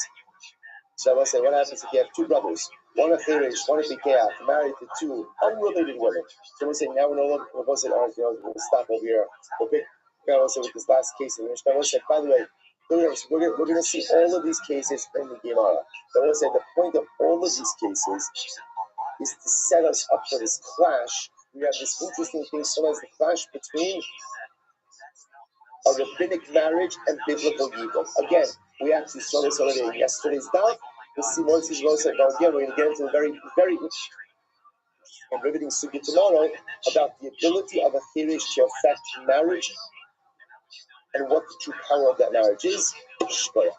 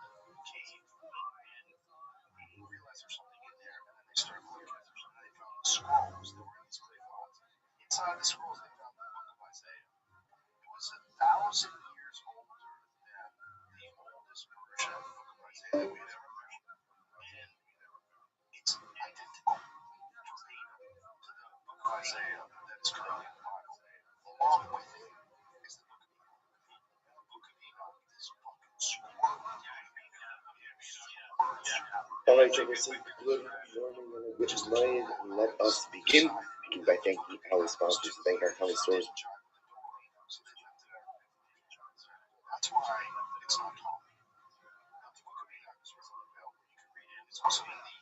Sponsors for the month of December to thank Joey and Happy Avalon. Dedicating all the Sherman's Russians this month in memory of Basia Bas Chaim and David Ben Avram. Doctors Paul and Linda Weinberg, Nation of the Jerk, site of Mordechai Yeshua, Ben Paris Moshe and Miriam, Pauline Kathy Pollock and the Swiss. But it's Wish Lima, for Donna Baker Matson, Stephen Terry Zinn, gratitude to Hashem for their grandson, Bunin C. Hirsch Zin, Naftali Tilson, with thanks to his father, Benjamin Wallen, for the whole shir, Echad Kosher, Sameach, and Avram Shinji Kelman, in commemoration of the art site of Bernice Kelman, Sarah, Raina, Blas, Yeshua, Heshem, Yoga, and Merit. Of our Talmud Torah, all of the Nisham Sahabin Aliyah, the families in Nechama, and indeed, Emer Tishim should be a chag, Moshe B'Shameach for all of us. So with that, let us begin with a beautiful down out of a Freitag. These double Ben Gimel. We are picking up on days 42b, 20 lines up from the Bible. I'm going to give an Abba Chazar Bo Rabbi Yochanan. Because remember again, we ended yesterday's year. We were focusing on the statement of Rabbi Yochanan. Rabbi Yochanan said that halacha follows Rabbi Yossi. Rabbi Yossi in the Mishnah said that after a woman leaves marriage, divorce, death of her husband, whatever it may be, halacha l'maisa, she is permitted to go ahead and engage in erusin immediately.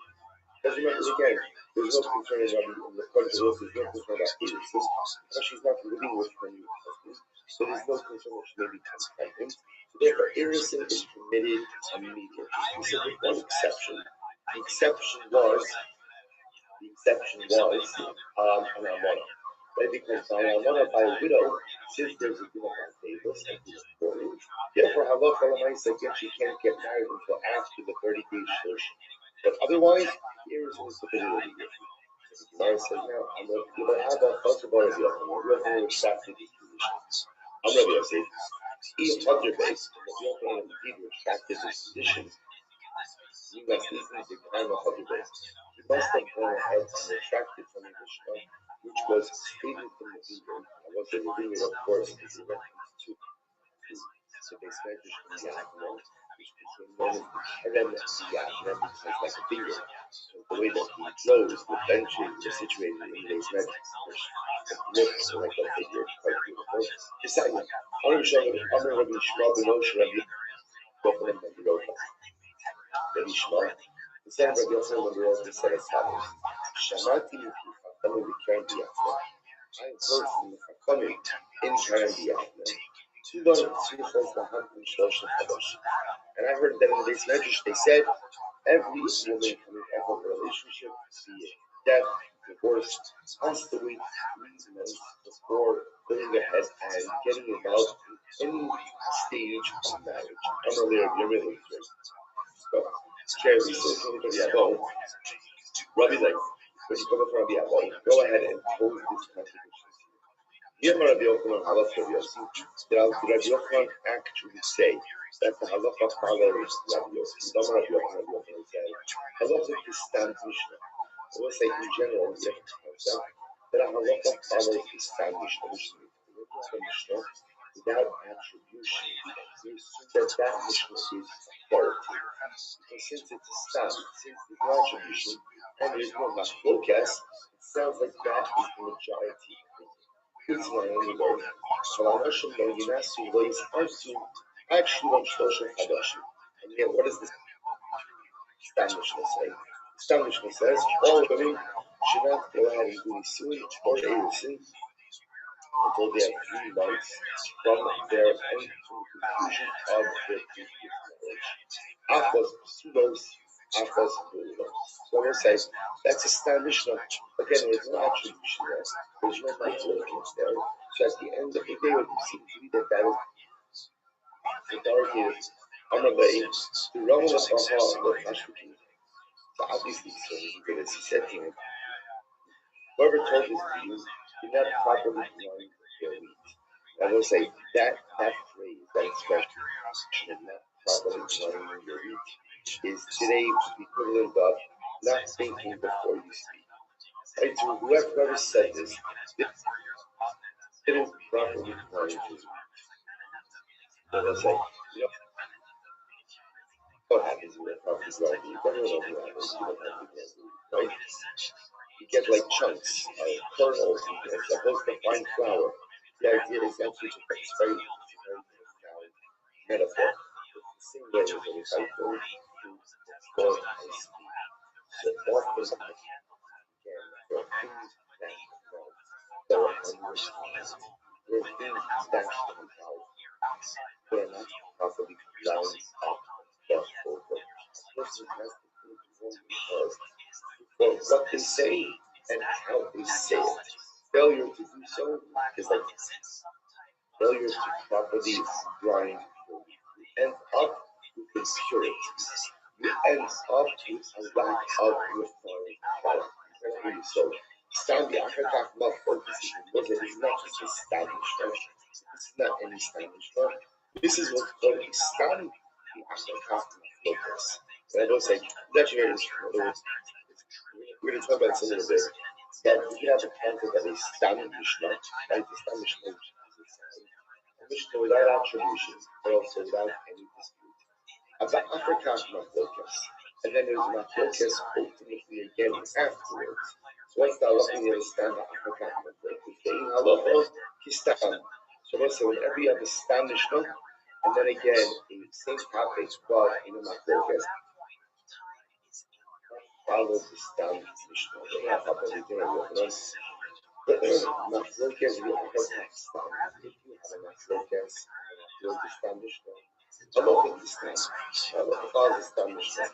Stand the African Machlokas, if you have a stand Mishnah. And then Machlokas afterwards, in halacha kistan. Ultimately, the halacha is not follow the stand Mishnah. Okay? But they just, these are technical, like,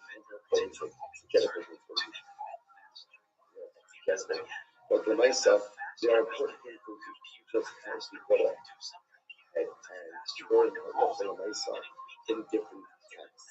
We started the Azra Rabbi Abo, our classic Rabbi Rothschild. Rabbi Abo was resting on the shoulder of Rabbi Rothschild and his attendant. Right, so let's see if we have to imagine the scene. Right, so Rabbi Abo requiring assistance, resting on his shoulder of Rabbi Rothschild. Mankit ba'azul hilchasa. This is a Russian word. Rabbi Abo, Rabbi Nachman was going ahead and collecting Blachic Reuben's trust. In other words, Rabbi Nachman said like this: "It's my Rebbe, leaning on my shoulder. This is an incredible opportunity to go ahead and learn from him." So he was asking questions and collecting Reuben's from this. So the scene itself is so beautiful that when Jews lean on one another, when we support one another, more Torah and more Kedusha comes from it. Rabbi Rothschild is supporting his Rebbe, and as a result of that, again, so ultimately Torah comes from that exchange. It goes on and says, he asked the following question. Machlokas Yachar stand fine. What happens if you have two Mishnayos? One is a Machlokas, the second is a stand Mishnah. That's the halacha. Amarle, halacha kistan. Halacha follows the stand Mishnah. I stand the African Machlokas. What happens if it's a stand Mishnah and then a Machlokas? So my Amarle, in halacha kistan, halacha doesn't follow the stand Mishnah. So apparently, what comes out is like this. The halacha l'meisa, when you have two mishnayos, one stand, one in machlokas. So apparently, so who does the halacha follow? Whichever one is left, last. Whichever one is last, the last one is considered to be the most authoritative. Okay. So the Gemara says, I'm going to stop. Some of the most right. So, what about this? What happens if you have a stam of Mishnah? You're going to say Mishnah without attribution, which sounds like it's widely held opinion. The Machlokas the Brisa. If you have a Brisa, so let's remember again, Brisa is a compilation of Israeli teaching, which were not codified by Rabbi Yehuda Hanasi in Mishnah. So what do you do with that? Amalei, halacha kistam. In that case, the halacha follows the Mishnah. Right? So again, here's what's interesting. Even when normally we say that if you have first the stam, Then a machlokas, the halacha follows the machlokas. If the stam is the Mishnah and the machlokas is the Brisa, you can follow the Mishnah. It's interesting. Machlokas ben Shlisim, you stand on the Brisa, right? What happens if you have a machlokas in the Mishnah and a stam Brisa? What is the halacha follow? Amarlei, Chacham Gimel, Amarlei B'chi Rebbe Lo Shana, Rabbi Yehuda Minayim. If Rabbi, the Gemara says, if Rabbi Yehuda Hanasi did not include it in the Mishnah, Rabbi Chia, who was the Talmud of Rabbi, ultimately speaking, would he not halacha l'maisa? In other words, a Mishnah is always going to be more authoritative than a Raisa. That's what it comes down to, which makes sense, because a Mishnah is something that is included, was codified, as opposed to a Raisa, which was not. Okay, Amram Sinimar says, I'm like, the husband, we're going to go see, so now we're just going to go a little bit tangent. And the purpose of this tangent is really just to go ahead and help illustrate some of these principles. Listen to this. Interesting cases. Masrik shel pishton. I will say you have a flax comb. And a flax comb is exactly as it sounds. A comb for flax. Good. So, Masrik shel pishton. Shenitlu, you know, this is some like these comments. Like these.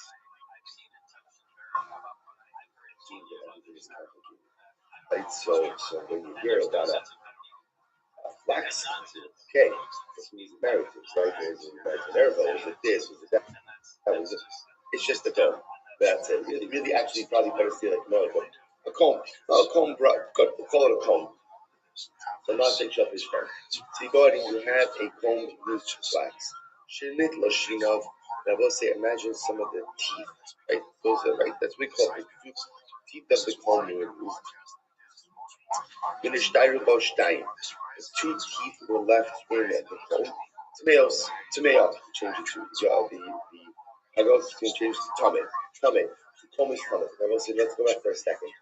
In order for a utensil to be the kabel tumah, what quality does it have to have? It has to be usable. In other words, if a kli is usable in its primary function, then Allah for the Maisa is makabel tumah. If it's not usable in its primary function, it's not makabel tumah. So you have, for example, a flax comb. As long as you understand what is as follows, as long as that comb has at least two teeth, then it's usable as a flax comb. If that's the case, then Allah for the Maisa it'll be makabel tumah. Good. So the Gemara says, "Yishtai bushtai tmeos la'achas Torah." The Torah is one tooth right. Then it's not really usable as a flax comb anymore, and therefore it's tar. Again, remember, tar meaning what? Tar meaning that halakha l'maisa, it doesn't have the status of a flax comb. Now the couple achas b'tnei asman tmeos. They will say the teeth themselves when they are removed on the kabel tumah. Now what's the usable for? So we'll discuss the individual comb teeth could be used to clean out the lantern, or could be used to as a hook, as a peg. So the Gemara says, the kulam shad different aspects of else. Shal tzemer shenitlu shirav. Achlas would be inside. And I will say not a flax comb, but a wool comb. If you have a wool comb and every other tooth of the comb is removed, color ultimately again in that case the comb is really no longer usable. And therefore it's not a kabel tumah.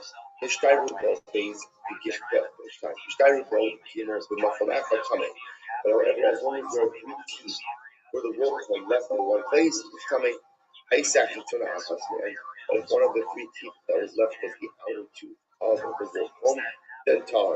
Ultimately, again, it's tar. Because again, the outer tooth is wider than the inner teeth and do not really allow the comb to be fully usable. Basically, if you took two teeth out of the comb and made it into a pair of tweezers, so it's males, then ultimately again the tweezers will be makabel tumah, functional teeth. Afos, this scheme of the nail, only to us, so when they remove one tooth and use it to clean out a lantern or to spread stuff out on, ultimately it's makabel tumah. The claim alone, they ain't halacha k'os in Mishnah. Notice here's what's interesting. Despite the fact that this is a stam of Mishnah, right? What we just quoted over here is all Mishnah. And generally, again, when we see a stam Mishnah, we assume that what? Halacha follows this Mishnah. Yet, the Gemara says the Kamaron, the Ein Halacha follows the Mishnah. Yet again, we generally establish Halacha doesn't follow this Mishnah. I'm really finding a that leave this example aside. But Yochanan Rishon Shabbos Havayu Ein Zoom Mishnah. So Yochanan Rishon said this was not an accurate Mishnah. And my timer, why is this not an accurate Mishnah? I'm not talking about Rabbi Rothschild, Mishum Dikasha Mishnah Seifa. Was it the reason why it's not an accurate Mishnah? Because there's a contradiction between the beginning and the end. Funny, Shel Samesh and Nefushin of Achas Miditzayim, if you have a low home, and every other tooth was removed. Tahar, ultimately again, the comb is taught, which means the comb is no longer a functional meat, and therefore not the common to know.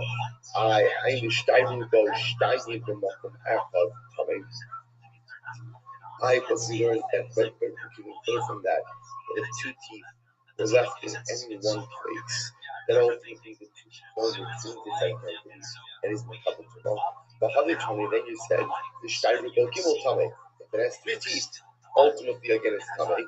Gimel in Stein, no, two yes, sorry, three yes, two no.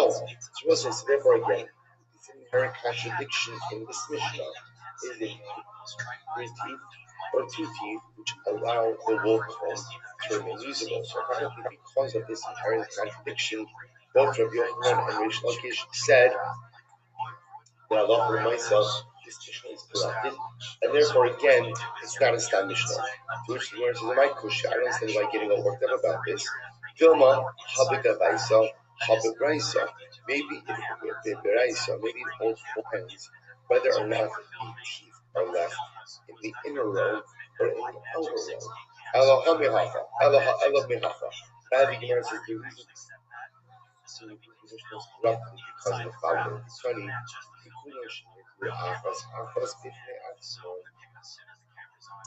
Males. There we learned that when the teeth themselves are removed, each tooth by itself has the ability to be makabel tumah. Why is that? I'll say why is that? Because ultimately they're going to be used for some other purpose, like to stretch stuff out like a peg, the afagav, to lower his schema. I will say this is true, even though what? You have not actively prepared or set aside the item for use as a cleave. Seiba Seiba, yeah, look at the end of that Mishnah. Achas schema linear, only mituach tmeya. You will say, look at the Seiba. What does the Seiba say? If you took one of these teeth and you prepare it for use, either to clean out the lamps or to go ahead and use as a pen, ultimately, again, then it's makabel tumah. And what are we referring to there? Skina in, though the skina low. So we'll say this is an inherent contradiction in the Mishnah. The first part of the Mishnah seems to indicate that any one of the teeth is makabel tumah because de facto it can be used as an independent teeth. The end of the Mishnah says the only time the independent teeth are makabel tumah are when they are actively designated. Those who can possibly actively designate like us, this seems to be a makodas, not a makodas, contradiction. And therefore, again, the Yochanan Lakish said this is not a stam Mishnah because the Mishnah itself is corrupted. Which the Gemara once again says, Hamabaye, the my question, what's the problem? Dilma habikatayu, habilokatayu. Maybe it depends. When it's talking about a case where the tooth has a handle, in other words, it has a handle you can hold on to, not like that, by a handle, and the other one is not with a handle. So halacha say again, in the handle, it's readily useful, it's without designation. Without a handle, it's unusable. With designation, okay, Amar Papa says, Umay Kusha, Dilma, Habikatlisa, Habalika. Furthermore, again, you can find out different kinds of teeth. One is talking about a thin tooth, a narrow tooth, and one is talking about a wide tooth. Alex, therefore, let's say the point Gemara is making here is as follows. Remember, we just got finished kind of laying out a series of rules. And one of the rules that we put forward was the halacha follows Istam Mishnah. The halacha follows Istam Mishnah. But now, the Gemara quotes Istam Mishnah.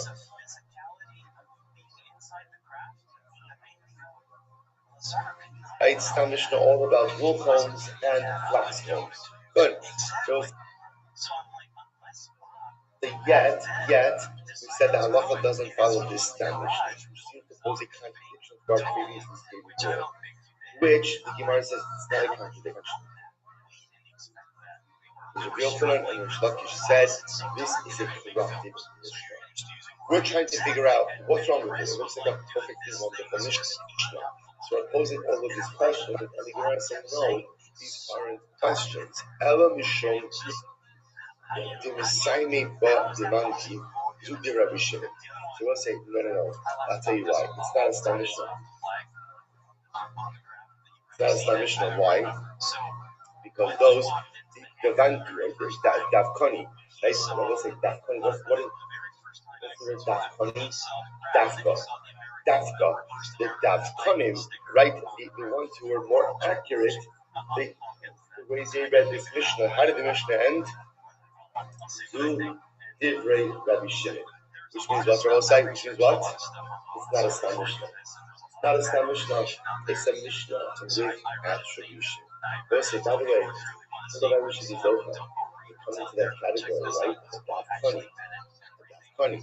My girl said Davkani is a Davka person, a ridiculous person. That gives us like because it kind of goes back to what we said before. I don't even know what we were saying before.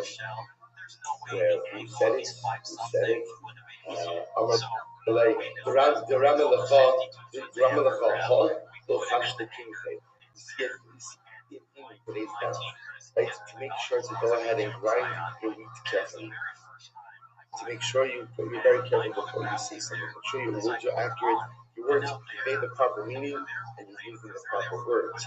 And here you see Davkani. There's this group of Dafka people, Davkani, people who are a bit more careful, people who are a bit more meticulous. And also, it's incredibly amazing organizing stuff here at Pesach. If you think about it again, Yom of Pesach fully hinges on what? Davkanos. But Davkanos, being a Davka Jew, you have to be a detail-oriented individual. Saying the devil's in the details, it's natural. The Ribono Shel Olam is in the details. Because it's the details that make the result. Is it something a result of Kedusha or a result of Tuma? It's all about the details. So I will say, people sometimes like to say, so big picture person, about the details. I have yet to meet a successful big picture person who doesn't get his details. Now maybe one day, if a graduate is not having to manage the details, someone's always got to be taking care of the details. Because if all I have is big picture and no details, again, I end up churning out unprocessed meats, not fully ground meat, these clumps, this kernels in it. You have to be a Davkani. You have to be a person, again, who's big pictures, but Lamaisa can attend to the details as well. So therefore, I will say, it turns out that halacha Lamaisa, this Mishnah does not hold a contradiction to our previous conversation for one simple reason. It's not a Stam Mishnah. That is attribution. Beautiful. Shalach Rabbi Chia bar Abin. So we'll say now we're back to Erison. We're back to I've waiting 3 months. Shalach Rabbi Chia bar Abin. Ma'arsin Tov Gimel. V'chein Osin Maisa. So Rabbi Chia bar Abin said, you're allowed to do Erison within 3 months. And this is what people do. So we'll say, and this is the sheet of Rabbi Yossi, right? The halacha l'maisa, so permitted to do erison immediately. After a woman comes off a marriage, she's permitted to do erison immediately. What does she have to wait 3 months for? What does she have to wait for? Soon. So he was saying, Rabbi Rothschild, then Mishra Mikananya, Rabbi Chanina Hagadol, Rubo Shal Rishon, Rubo Shal Shlishi, then Tzayishai. It was actually very interesting. Rabbi Chanina Hagadol says the truth is, even the waiting of 3 months, you actually don't have to wait 3 months. Rather, what do you need? The majority of the first month, the majority of the third month, and the entire second month. Neymar, Shara the Aris Beyond Tissue. Neymar allowed a woman to do Irisin on the 90th day. So here's one of point out. 3 months just came from the Mishnah using the word or the term 3 months. What does the Mishnah mean? 90 days. 90 days. Now I was saying that, so here's what's interesting. So Neymar allowed a woman to do Irisin on the 90th day. I'm really actually that Neymar. I Rabbi Shmuel Rabbi Tavayu. Tzricha lahamtin gimel chadashim. Chutz miyom shemeis bo, v'chutz miyom shemeis arsa. They said to Neymar, Rabbi Shmuel said you have to wait 90 days. And I will say that's 90 days, not including what? The day the husband died, or whatever they got divorced. The day the husband died, and the day of the Irisin. So you need a full 90 days, not including the day of death and the day of Irisin. Gemara says, "Hahula inyan yakes." No. That halacha was set for a nursing mother. For a nursing mother, she has to wait 24 months, not including the day of death of her husband, and I should say the day that she began nursing, right? And the Maisa, the day of Irisin. It's married to Rabbi Shmuel Rabbi Tavayu. She has to wait 24 months. Chutz miyom shenolado, not counting the baby was born, because the ocean is arsable, and not including the day of Irisin. The whole house, the oven to that's Irisin, the Yom Tishim. Listen to this. There was a guy, who wanted to betroth a woman whose husband had passed away, and he made a whole beautiful Sudas Irisin, and he got it for what? The 90th day. And what happened? The opposite day Rabbi was Sudase. And Rabbi went ahead and told him, sorry, you can't serve the Suda. Or you can serve it, but you can't do Irisin that day. To which the Gemara says, no. Chas Sudas Nisun. That wasn't a Sudas Irisin, that was a Sudas Nisun. The Hilchos Tzon will say, what is that? Look, Tzricha lahamtin Chaftalis Chodesh Chutz Shenolad Bo, Chutz Miyom Shenis Arsabo, Tzricha lahamtin Gimel Chadashim Chutz Miyom Shenis Bo, Chutz Miyom Shenis Arsabo. And I will say, this is indeed a halacha l'maisa. Whenever we have these rabbinically mandated waiting periods, those waiting periods are self-contained units of time independent of the event day and the Irisin day. When I say the event days, for example, I will say the need to wait 3 months when coming off a relationship is 3 months, not including the day of the death of the husband and the day of the Irisin. Right? So it's 90 days in between, excluding the event days of death and Irisin. Same idea. When a nursing mother has to be 24 months, that's 24 months independent of the event days, i.e., birth and Irisin. And I will say that is indeed how the Shulchan Aruch has. Because if we have time, I'll come back to it. But I will say, well, actually, let's finish up the Gemara. Let's be now on. So remember, we'll say Rabbi Yossi Paskin.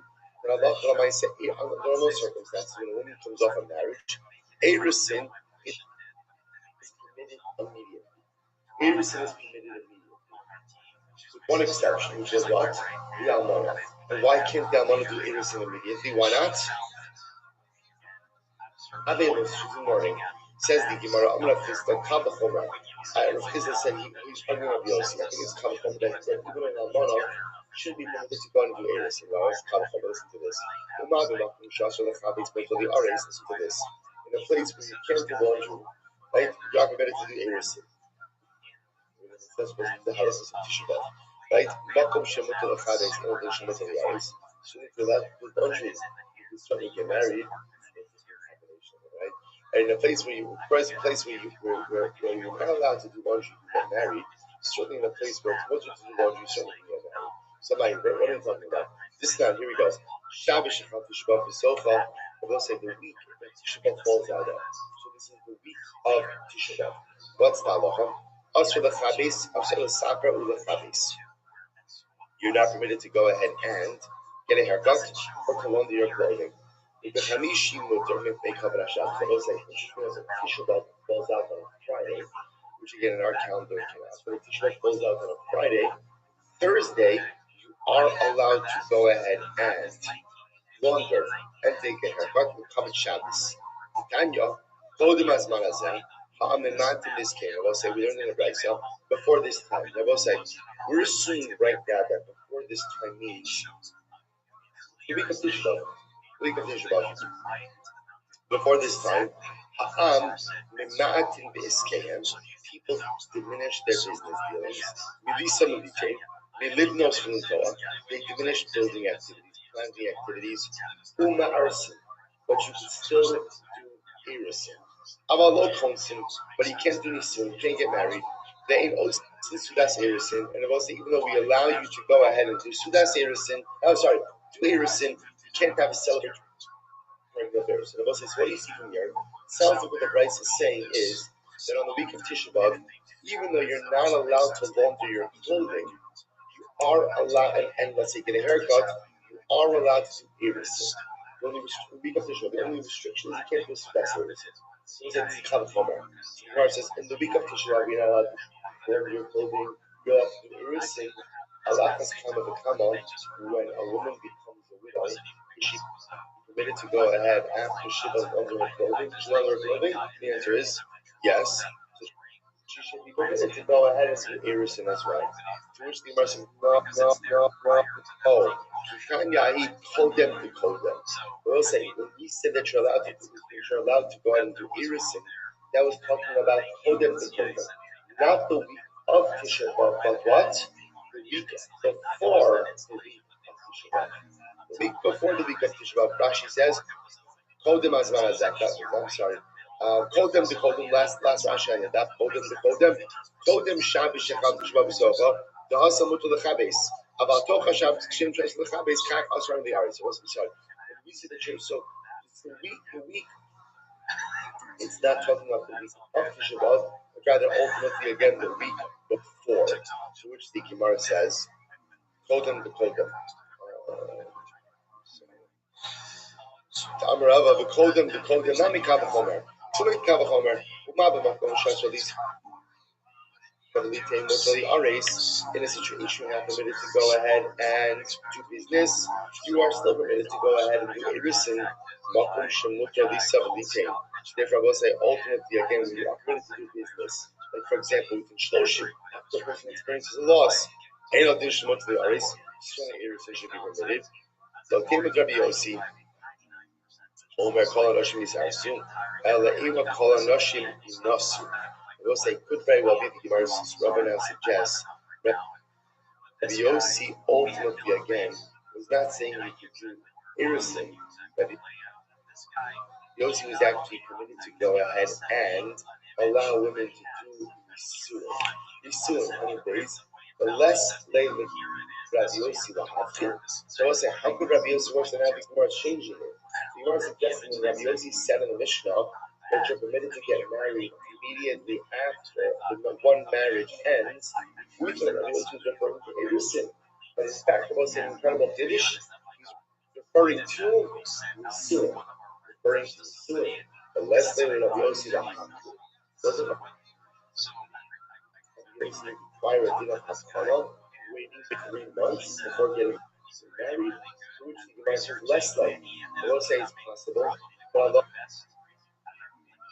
Rabbi Yossi does not subscribe to the concept of haskala. He doesn't require 3 months waiting period. I will say. So again, just to be clear, there's one case, of course, where everyone agrees you have to wait. And when is that? People. Right? Everyone's going to react to it. But it could be other cases that yours do not require hakana. And I will say, ultimately, again, why would Rabbi Yossi not require hakana? It could be that he does not subscribe to that drasha of the zaracha acharecha that we had in yesterday's daf. Remember again, the whole notion for waiting, right? Aside from people, where I have to wait because if she's pregnant, there's no mitzvah.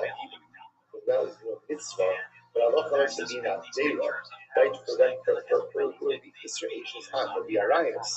But I said other cases, the only reason why we were fixated on determining was for the zaracha acharecha. To know whose kid is who. It could be that Rabbi Yossi doesn't subscribe to that drasha. Levi, the other possibility is the old Islam. No, he does subscribe to the drasha.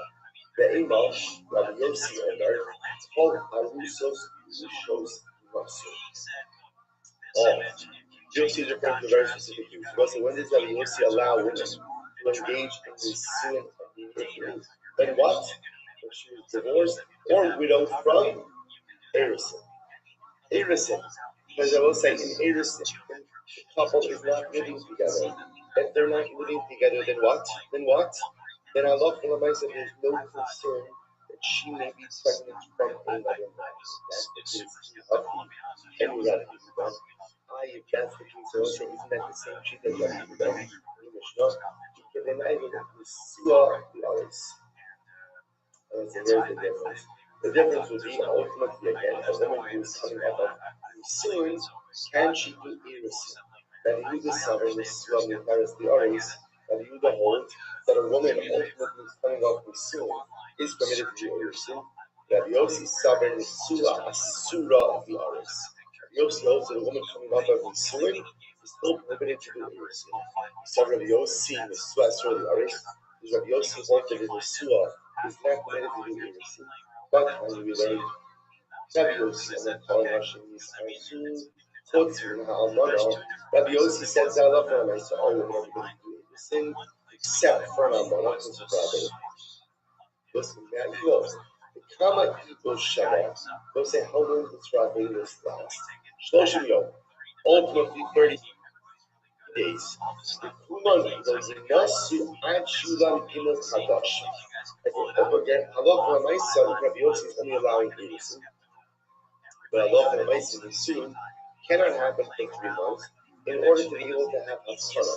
Like the message in 2 more national pregnant. I find Kushya.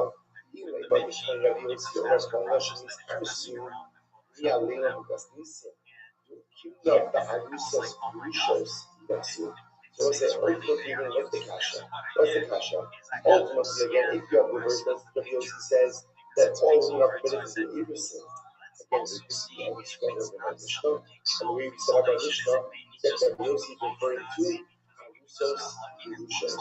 Right? Ultimately, again, a woman who is widowed or divorced from Irisin. That's so commercial. The Kimura is about Rusos Rushos. Rasu. They're permitted to even do Nisuin. Hachanami. Arusos Rushos is also.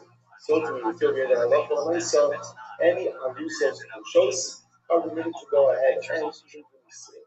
Ela Nisifa. Rather, I won't say what's checking the same. Coming, Uban Ibon Nasu, Ad Shudan and Gimel Hadash. It will say the Sefer of Mishnah says, no women are permitted to engage in Nisuin until they have 3 months of Hakana. Below, hot is Rusei Shakir. What are you not allowed to do? Nisuin is also, but it sounds like what? Irisin is totally permitted. Amarava, Harit the Imam. Baba says, okay, here's how you have to go ahead and set this up. But Yossi Omer, Kol Arusos Rushos Yibasu. I'm going to say the Shita of Yossi is as follows. Any woman who's coming off of Irisin, specifically a divorcee, any woman who was divorced from Irisin is what? Permitted to get married, fully married, Nisuin immediately. Why is that? No concern of what? Pregnancy. Because remember again, she hadn't consummated the marriage. All she had was Irisin, with one exception. What's Minamar? Except for herself being widowed. Because of Hava Venus, the Kama Ibu Shalom, how long this Rabbi was last for? Shloshim Yom 30 days. We'll say, this is very interesting. Now, according to this version, what Rabbi Yossi just said, any woman who is coming off of a marriage that only got to the innocent stage is permitted to get fully married immediately after the dissolution of the marriage through divorce. Right? Why? Because since the previous marriage ended in a state of innocence, there's no fear of pregnancy. Therefore, she's permitted to get remarried, fully remarried immediately. What's the exception? if she's an almana. If she was widowed from Erusin, then Allah myself, although she could go ahead and do Nisuin immediately, sorry, Erusin immediately, she can't do Nisuin until after the period of Avelis. And how long does Avelis go for? 30 days. 30 days. So it's like, so therefore Rabbi Yossi prevents a woman who is widowed from Erusin from doing Nisuin immediately, but not because of anything, just to do with what? Just do with what?